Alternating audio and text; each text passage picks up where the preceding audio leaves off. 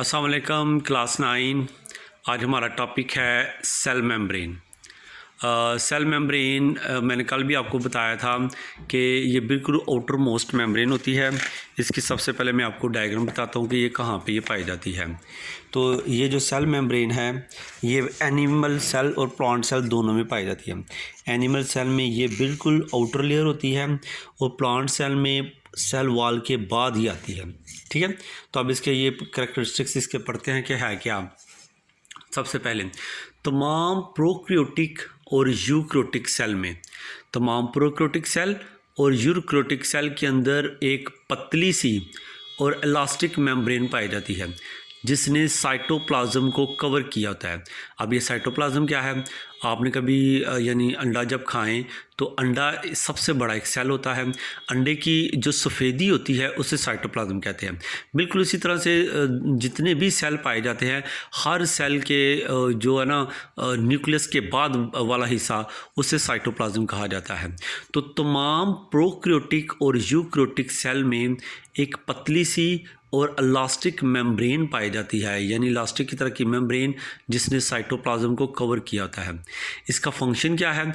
इसका फंक्शन है कि ये सेमी परमिएबल बैरियर के तौर पे काम करती है, यानी ये रुकावट के तौर पे काम करती है। कुछ चीज़ों को ये सेल के अंदर जाने देती है और कुछ चीज़ों को सेल के बाहर ही रोके रखती है। जिन चीज़ों की सेल को ज़रूरत होती है उनको सेल के अंदर जाने देती है, जिनकी ज़रूरत नहीं होती उनको बाहर ही ये रोक देती है। मसलन ये देखें, ये सेल मेम्ब्रेन है। अब सेल को जिस चीज़ की ज़रूरत होगी, जैसे ऑक्सीजन की ज़रूरत होगी तो वो इसके अंदर से क्रॉस करके सेल के अंदर चले जाएंगे। तो ये मेम्ब्रेन जो है उसको अलाउ कर देंगे। अगर सेल को ज़रूरत नहीं होगी तो वो उसको क्रॉस करने नहीं देगी। इसीलिए ये एक बैरियर के तौर पे काम करती है, रुकावट के तौर पे। 2 पॉइंट हो गए। तीसरा point, chemical analysis reveals. Chemical analysis से ये पता चला है कि सेल मेम्ब्रेन 2 मेन चीज़ों से मिलकर बनी है, प्रोटीन एंड लिपिड, और कुछ थोड़ी सी मिकदार में इसमें कार्बोहाइड्रेट पाई जाती है। अब इसका एक मॉडल बनाया गया जिसे फ्लूइड म्यूजिक मॉडल कहते हैं। इस मॉडल के मुताबिक जो लिपिड है ये 2 लेयर में पाई जाती है, एक लेयर ऊपर होती है और एक लेयर नीचे होती है, और इनके दरमियान प्रोटीन एम्बेडेड होते हैं। ये बिल्कुल वैसे स्ट्रक्चर है जैसे 2 डबल रोटियों के दरमियान आप जैम लगा दें, तो एक डबल रोटी ऊपर और एक डबल रोटी नीचे। वो जो दोनों डबल रोटी हैं वो लिपिड का काम करती हैं, और उसके ऊपर जो हम जो जैम लगाते हैं वो प्रोटीन का काम करते हैं। और बिल्कुल ऐसे इसका स्ट्रक्चर होता है। मैं आपको यहाँ डायग्राम में भी बताता हूँ। तो ये देखें, ये ऊपर और ये नीचे, ये दोनों लिपिड हैं, और दरमियान में ये जो लाइंस हैं ये सारी प्रोटीन होती हैं। ठीक है, ऊपर भी एक लेयर होती है, नीचे भी एक लेयर होती है। बिल्कुल ऐसे ही एक डबल रोटी का पीस ऊपर, एक डबल रोटी का पीस नीचे, और दरमियान में इसके जो है ना ये जैम, ये प्रोटीन का काम करती है। ठीक है जी।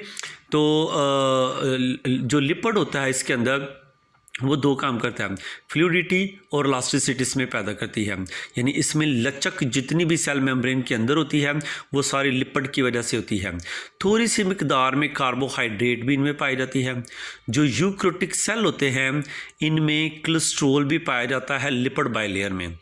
ठीक है, अब जो कार्बोहाइड्रेट प्रोटीन के साथ पाई जाती है उसे ग्लाइकोप्रोटीन कहते हैं, और जो कार्बोहाइड्रेट लिपिड के साथ पाई जाती है उसे ग्लाइकोलिपिड कहते हैं।